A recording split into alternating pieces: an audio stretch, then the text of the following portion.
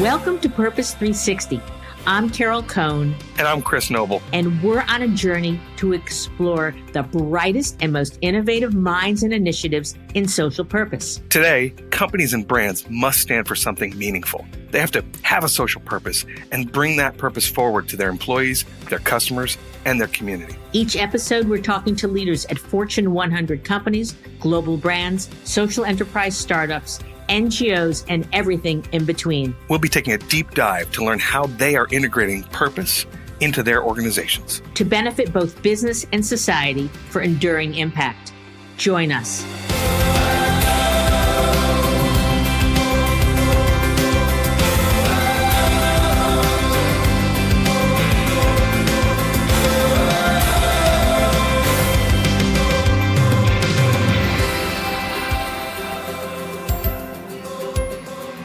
Welcome to Purpose 360. I'm Carol Cohn, and with me today is an extraordinary woman, Heather Nesle.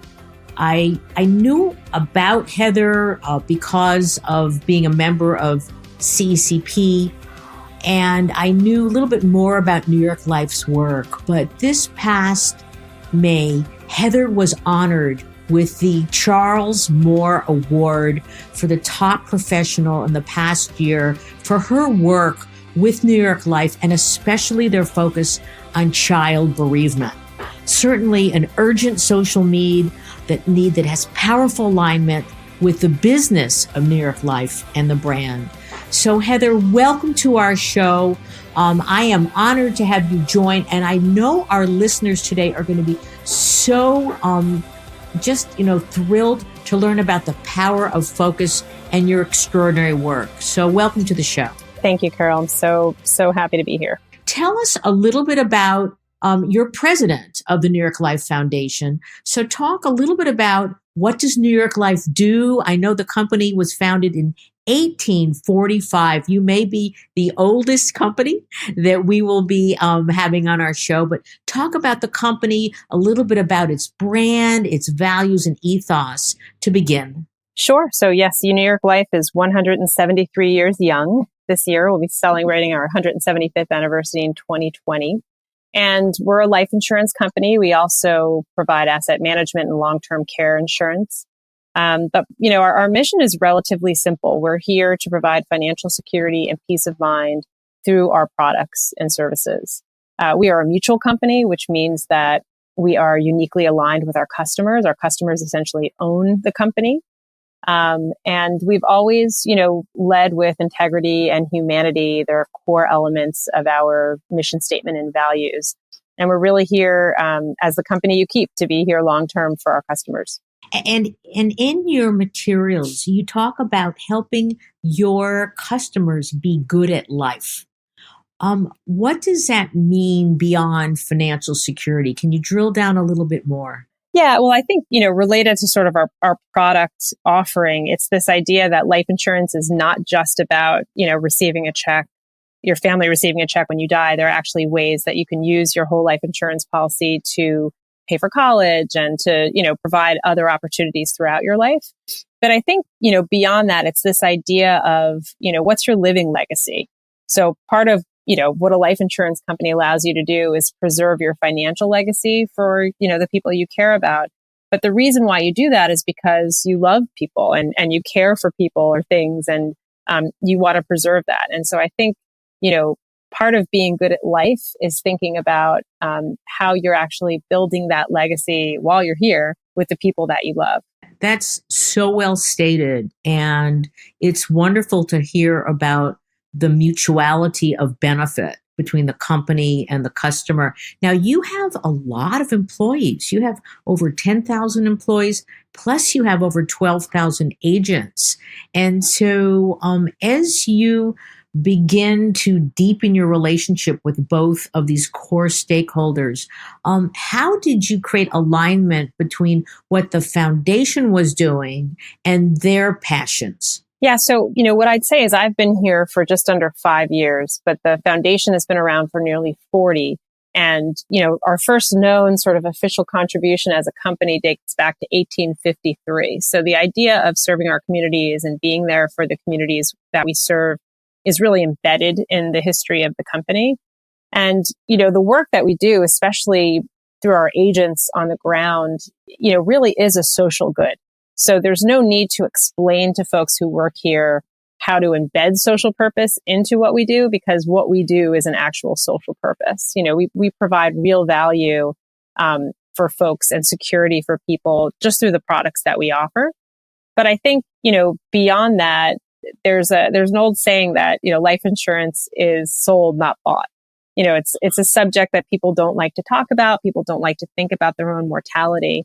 And so the folks on the ground, our distribution network really have to find ways to engage with the public to not just make them aware of, what life insurance is and why people need it, but to build trusting relationships, because this is, a large purchase that you're going to make. You're likely only going to do it once, maybe twice in your life. And so people really need to feel comfortable with the company and the people behind that product. And so our folks have always then been engaged with their communities. They've been out there just sort of looking for people to talk to, but also finding ways to build positive relationships in the communities that they serve. So there's no need at a company like New York Life to convince somebody about the need for a foundation or the need for community activism for, social purpose, because it's really embedded in who we are. And if anything, I think our folks are looking for more ways to engage, looking for more programs, more support. And so, for us, it's a balance of, providing high quality programs and being able to do that across the entire country to serve the needs of our entire population. Share with our listeners how you got to the issue of child bereavement. Well, again, it predates me, so I can't take credit for it, but I wish I could, because I just think it's such an authentic cause for a company like ours to undertake.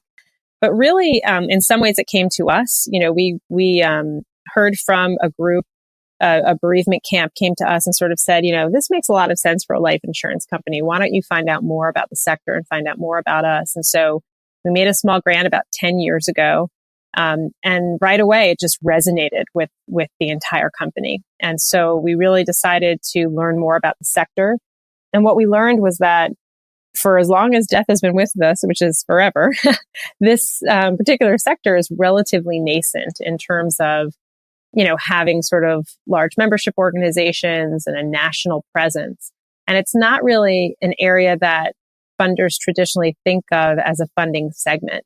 And so, we quickly went beyond just funding direct service organizations into really raising awareness of the issue and of the field, and actually putting some real money into research and looking at, effective ways of sort of diagnosing, who needs to have interventions, what are the most effective interventions, and really trying to, I think, professionalize the sector or work with the folks that were already working on that to sort of speed that up. And you say in your materials that 1 in 20 Americans lose a parent or a sibling before they're 16. I'm actually very excited to give some new statistics, because we actually did a research project this year that concluded this year with an organization called Judy's House in Denver, Colorado, and their JAG Research Institute. And what we found is that the incidence rate is actually higher. So 1 in 15 children will lose a parent or a sibling before the age of 18. And that's based on census data and other data sources that are publicly available. And so what we know is that that's probably a conservative number as well, because it doesn't really take into account real on-the-ground relationships where children aren't necessarily raised by their parents, but are raised by other figures or other family members. So that's the data that we have, and that tells us that at least 1 in 15 children will lose a parent before the age of 18. And I assume it's spread over all different years, all different geographies, zip codes and such. Yeah, and actually, so the research, which is really interesting, and you can actually see it linked from our website, which is NewYorkLifeFoundation.org. It actually does it state by state. So, for example, the state with the highest incidence of childhood bereavement is West Virginia, and so you can actually see how it varies state by state. Oh, fascinating. And bereavement would be losing a parent, a sibling, and you also talk about an important person. Yeah. So this data is just parents and siblings, and it's losing them by death, which I think is an important distinction that we make. There are many other, ways that a parent and a loved one can be absent in somebody's life. And that's also a very important, issue to deal with. But we deal strictly with the idea of death. And can you talk about the various program elements? I know that you have Grief Reach grants, and can you give our listeners the detail about that? How because often a company will, they'll give one or two grants or maybe some mini grants, but again, yours are very focused. Yeah, so so through the foundation itself, we do largely multi-year national focused or multi-state focused grants. And we have a lot of really interesting partners in this space. One of our largest grantees is the Center for School Crisis and Bereavement at the University of Southern California. And that project that we've been working on with them for nearly 5 years now is the Coalition to Support Grieving Students, which is a project that has enlisted organizations throughout the K through 12 landscape. So the AFT, the NEA, school psychologists, school social workers, to provide a web-based resource to schools for them to become what we call more grief sensitive. And through that, we've actually started a program internally called the Grief Sensitive Schools Initiative, where we send our own agents and employees to their local schools to provide a 15 to 20 minute synopsis of the resource and then provide a small grant to that school to become more grief sensitive. And our goal is that every single school, public, private, K through 12 across the country, will start to embed, this issue into how they prepare, not just for disaster situations, but for everyday grief.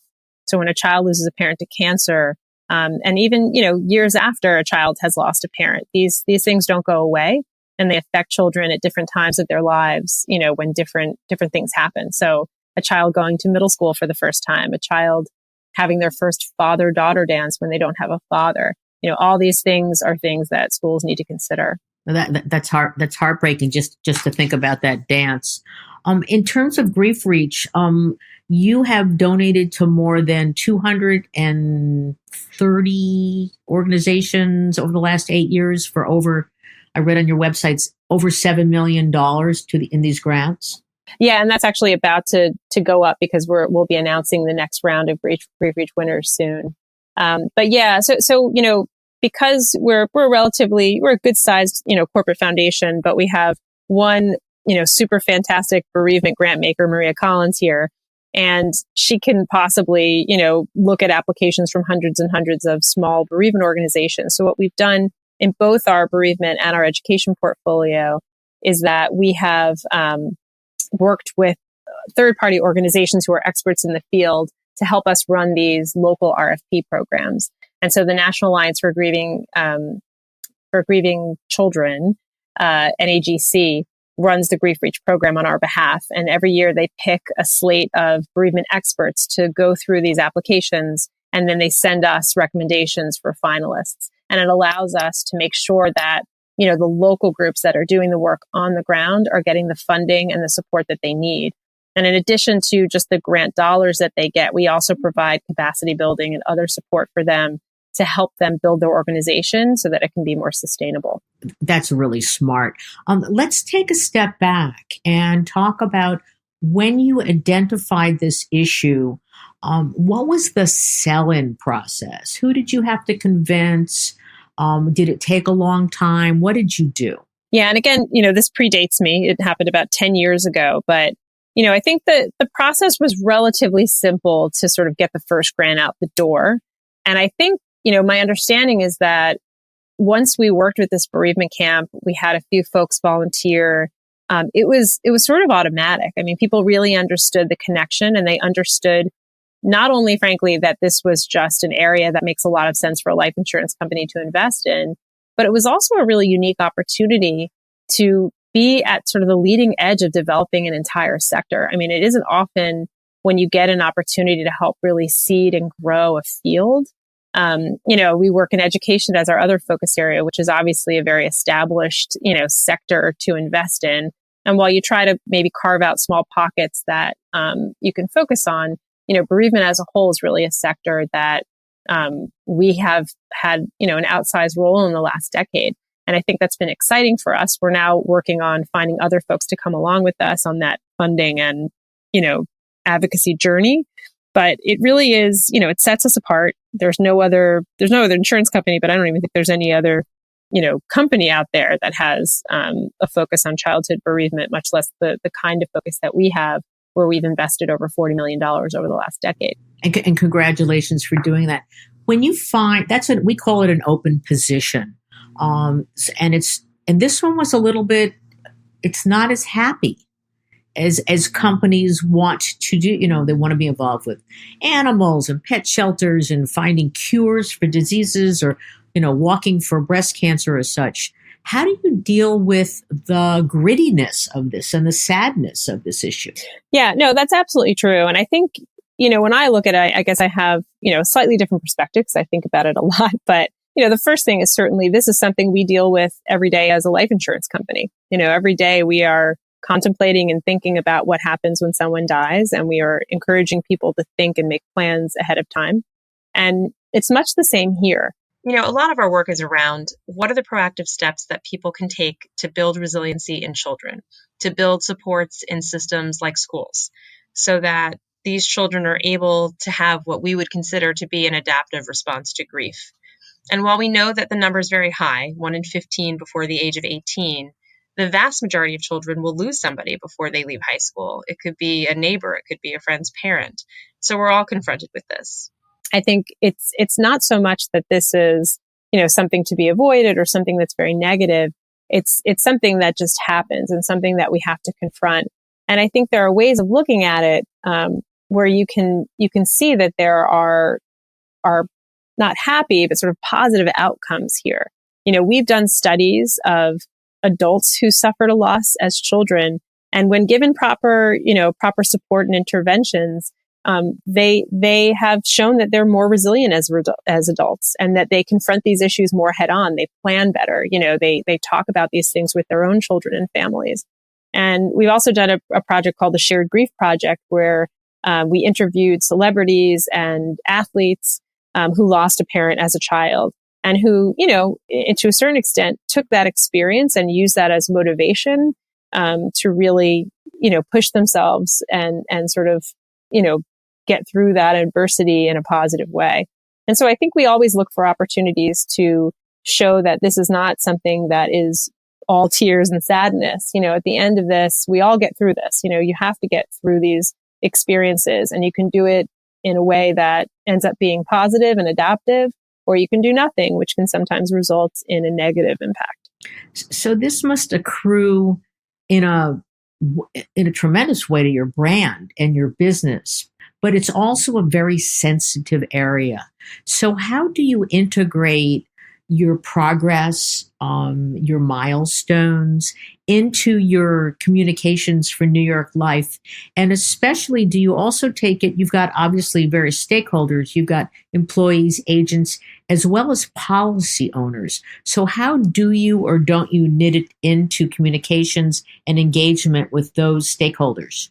Yeah, I think you're right that it is a sensitive topic, and we never want to be seen as taking advantage, of a tragedy or something bad happening to just promote the programs that we offer. But we have, had some success in integrating it sort of naturally through the business. So one example is in our claims kit. So, wherever possible, our agents hand deliver claims. So they will hand deliver a check to a family in crisis. And what we've done is within our claims kit, if there are young children or, family members under the age of 18 that are known, we actually have a pamphlet that we include in that claims kit. So in addition to getting the check and information about, sort of the legalities of what has to happen, they also get information about how to speak to children about death. We also provide a state-by-state listing of bereavement resources in their area. And we offer a training for our agents so that they're prepared to speak to some of these issues and know what to say and what not to say when they're dealing with people who are in crisis. And I think, we've sort of taken somewhat of a backseat approach. We're not going to reach out to folks after a tragedy happens and try to take advantage. But what we found is because we have such a deep network and we're so deeply rooted in the sector, we find that people come to us. So, one example was after the Parkland tragedy. We have done a lot of work with Newtown, and so we have a good relationship with the Newtown Resiliency Center.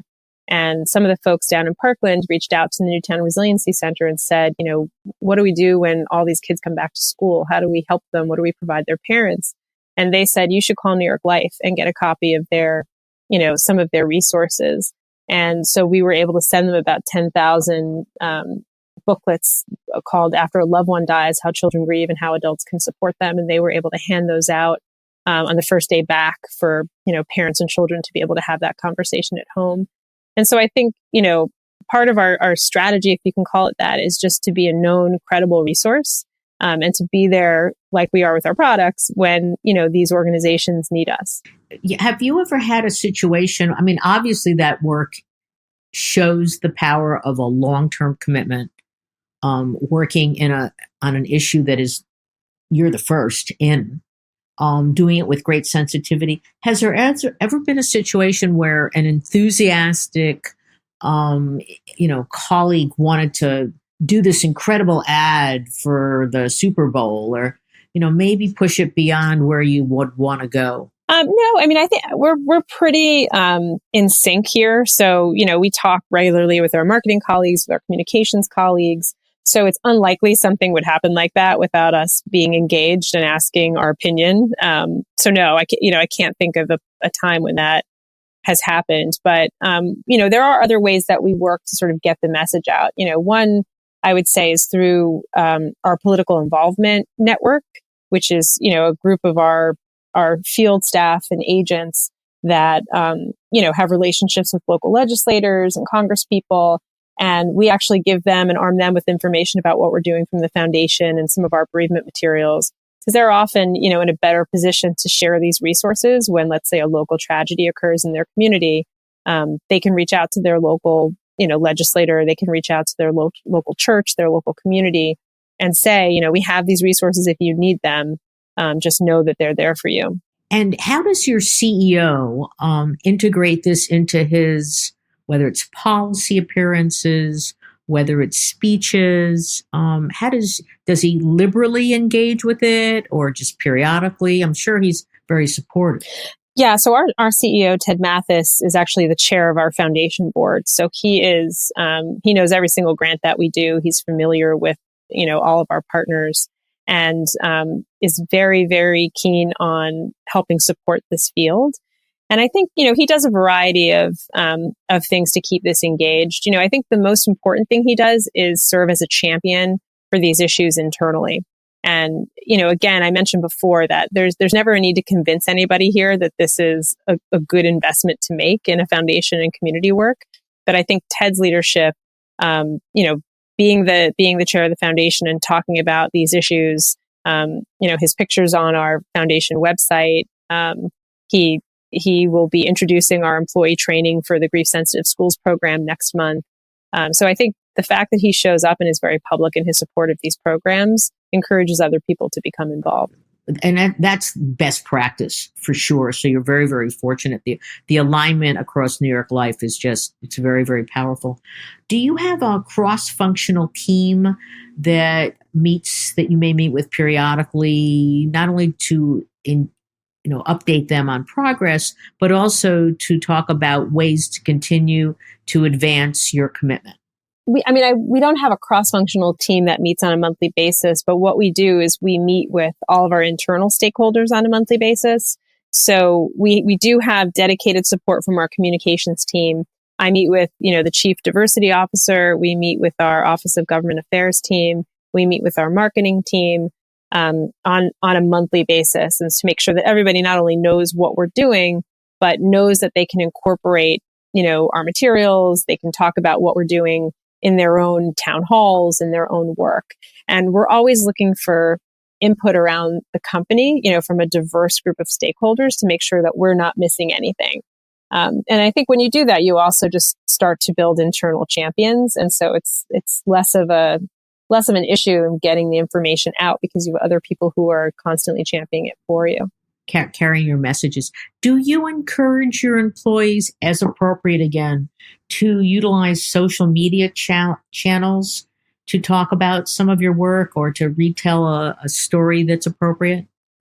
We do to a certain extent. I think that's something we're looking at expanding more, for certainly from the employee base. But with our agents, we actually utilize a tool for social media where we can put approved posts, and they're allowed to use their approved social media channels to post messages. And so, for example, in November, we'll have, Children's Grief Awareness Day. We'll put a host of approved messages on the Facebook channel, on LinkedIn, and they're allowed to use any of those messages whenever they want throughout the month. And they do. And so we really encourage that. In addition, we work with our brand social channel, and they're constantly posting messages and highlighting things that we're working on our brand social channel. And then our agents and employees in the field can then forward and like and, be active with that channel. That's really, really wise. Again, certainly we've had so many tragedies, whether terrorist attacks or school shootings or community shootings. And I know that you have responded to these. Can you share with our listeners what actions you took? Sure. I mean, I think, after hurricanes and things of that nature, like most companies, we're there to provide immediate emergency assistance, whether it be through a local organization or the Red Cross, supporting volunteer work for our employees and agents. We have tried to be somewhat strategic about longer term response. So, for example, after this spate of, man-made and natural disasters that we had at the end of 17 going into early 18, we decided that we were going to offer a request for proposals program around trauma and grief. So, even if the grief wasn't stemming from actual death, there are all these secondary grief and trauma issues that children and families go through, loss of property, loss of income, having to move physically from a community that they were really embedded in. And so we'll actually be announcing the winners of that RFP process in the beginning of September. And the idea was we knew because of just the enormity of what had happened that we wanted to do some long-term funding, but we really wanted to concentrate in an area that doesn't get a lot of attention, which is really related to trauma and helping people longer term deal with what is really like PTSD when you go through something like a Maria or a Harvey and you're directly affected. Some other things that we did after the shooting in Vegas, where we unfortunately lost one of our own agents. We worked with the local community in Las Vegas and UNLV to host a community event with some of our bereavement experts to help the community learn how to speak to this about children and how to talk about violence and death with children, and also to remind people about the importance of self-care. I mean, I don't know about you, but, towards the end of last year, even though I wasn't physically located in any of these places, I was just emotionally, sort of beat. And I think a lot of our folks were feeling that way too. There was just a general large drag, I think, on the country because of the back-to-back, horrific events we were seeing. And so I think it's important, and part of the work that we do through the bereavement channel is making sure that those providers who are providing these services don't get, totally worn out, but that we also, help ourselves and take care of ourselves emotionally. That's a really key point. Can you give, two or three or a few more, suggestions to our listeners about the power of focus in the long term, or, how do you take on an issue that might not be the happiest issue? Sure. I mean, I think it really depends company to company on what your focus is. We have the luxury of being a mutual company that is a long-term company. Our products are 30, 40, 50-year commitments that we're making. And so it's really in our blood to be thinking long-term and strategically about where we're going to be 10, 20, 30 years from now. But I think, for me, just personally, I think the thing that resonates me when companies take on focus areas is that it just be authentic to the core sort of product or service of the business itself. And if it can't be core to the actual product, it has to at least be authentic to the people that are at that company. And I don't think you really achieve real buy-in and long-term support for something unless the actual people that make up that company can really relate to that cause.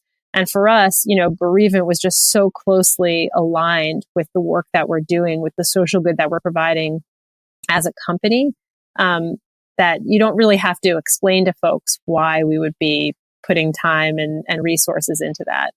And beyond that, I think there's a real, sort of selfish purpose in supporting something like that, in that we are training our agents to be better at supporting families that need this help so that, we can concentrate a bit more on the peace of mind part of our mission. We're already doing the financial security, but if in addition to delivering a check and I'm an agent and I can actually deliver, a resource and say there's a group in your community where your kids can go and get counseling and it's free and New York Life is providing support there, that really just helps, I think, encircle what we're doing and what we're trying to provide at the core of who we are. And you're touching on something that's so important today, which is empathy. And in the crazy world we live in and the pace that we're on, to be able to your point, to authentically share that, support it with your employees and your agents as well. It really helps for them to have a relationship with their customers, not just a transaction. So it's very, very powerful. Yeah. And I think tactically, some ways that you are able to have long-term impact is by involving, some of the senior executives of your company with these organizations. So when you have a senior executive who's committed 3 years to a board term, for example, it's unlikely that anybody's going to be cutting funding for that sector or that organization anytime soon. But beyond that, I think it's also serving to educate those folks about the issue that the company is caring about. So they see it from a different, perspective. It's not just the head of the foundation offering a report or a progress report on paper. They're actually living that experience and understanding the mission, the financials, the sort of realities of running a nonprofit, which I think is very hard to explain in words if you're not embedded in understanding how an organization runs. And that's really wise. We sometimes refer to that as a walkabout, that if you can get your senior executives to put themselves, again, looking at empathy in the shoes of the NGO, the recipient of the service, so they really can feel it. I think that's, a tremendous way to create those champions and to get the engagement. Before we close, I would love for you to share a story or two where you've really been touched by this work. Yeah. I mean, there's probably a million stories. I mean, it's hard to do anything in this field and not be touched. Most recently, we just made a grant earlier this year with StoryCorps, which you might be familiar with. Love StoryCorps. Yeah, it's an organization that really helps folks, talk to each other and preserve memories and stories for the long term. About 99% of what they do is archived in the Library of Congress. And, we love the concept. We've been talking to them and we thought, this has so many really positive implications for the childhood bereavement field. And so we've done a 3-year grant with them, and they started this earlier this year, going to 3 different bereavement organizations, bringing their equipment, training folks on the kinds of conversations that they can be guiding, and then recording some of the children and their families talking about the loved one who had passed. And so we listened to the first 3 recordings that they sent us, and I have to tell you that they were all powerful, but there was just one, a woman, it's probably a teenager, and her father talking about the death of her mother. And, at one point they start talking about, he says, the thing that broke his heart was like listening to her cry in her room at night, after her mother died. And then she in turn says, well, what broke my heart was seeing you in the hospital crying, when mom died. And it's just this interplay of not only remembering the person, but having them share these intimate, memories and feelings. And you can just hear them getting closer to each other during that conversation. And I feel like, if you can have that much impact on just one family in a 5-minute conversation, it really just validates the work that we're trying to do across the country, with really as many children as we possibly can interact with, to make sure they have that adaptive response. That's a wonderful story. Thank you for sharing that. I would love to just ask one other question, because you have multi-year relationships with many of your grantees. And I wrote a book called Breakthrough Not-for-Profit Branding to truly help the not-for-profit world be a better partner. Can you share with our listeners, again, some insights how to select a good grantee, but then how to maintain the relationship so it's a win-win and you truly can create value for both sides? Yeah, I mean, I think, the bereavement field has been a really interesting field to sort of embark on that kind of work, because a lot of these local groups especially are started by people who have experienced a loss themselves, turned around and didn't see any resources in their community, and so started an organization to do that. And there are a lot of pros to that because the passion is there, the mission is there. But on the downside, sometimes the capacity and sort of the acumen needed to really, run these organizations and think long term is lacking. And so I think on our end, one of the biggest benefits we've been able to provide to our bereavement partners is a series of capacity building and, really just sort of supportive measures to help them think about how they're going to exist and sustain as long-term organizations. So we've done work on coming up with standards of care for the industry. We hold sessions with a partner CRE every year at the NAGC conference for all of our grantees. That helps them, figure out how to put together a strong board, how to work on their fundraising, changes in tax law. So I think providing, if you can, as a funder, some of those just foundational supports for your partners can be hugely helpful. We talk a lot about skills-based and doing that, and that's great. But I think just for some of our organizations, it's the basics. It's the foundational skill sets that need to be developed that a lot of these organizations don't have funding for. So I think that's huge. And then I think, what makes a good partner for us, frankly, are partners that are honest and open and proactive in communicating. So, there are going to be problems and there are going to be bumps. And I think everyone can agree we'd rather know about it up front than find out about it when you're up for, funding again. And then I think, putting together realistic timelines and realistic goals.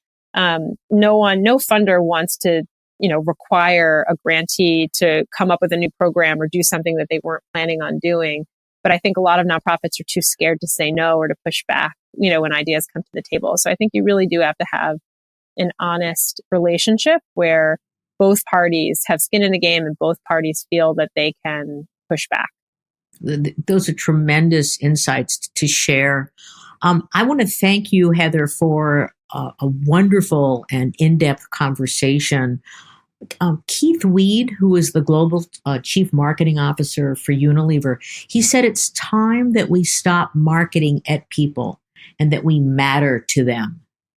And I believe that the work that you're doing as president of the New York Life Foundation, the company's long-term commitment to child bereavement, your commitment to not just dollars, but employee engagement, agent engagement, building champions across your organization, and also expanding on this issue, you are certainly having a huge impact in terms of mattering to children and siblings and families and their extended families across the country. So we want to thank you so much. And for our listeners, if they'd like to get additional information, could you give them, where would they go? Sure. We have a lot of information on our website, NewYorkLifeFoundation.org. All of our bereavement resources are listed there and links out to a number of other really high quality organizations. And so thank you very much. I'm sure that you've helped to educate and create greater understanding with our listeners today. And I'm sure we all agree the reason you won this CECP award was because of your candor, your empathy, and your vision to truly make an authentic difference in the lives of so many people around the country. So thank you so much for joining us. This is Purpose 360. I'm Carol Cohn, and I'd love to end with this question: what do you stand for? Thank you very much.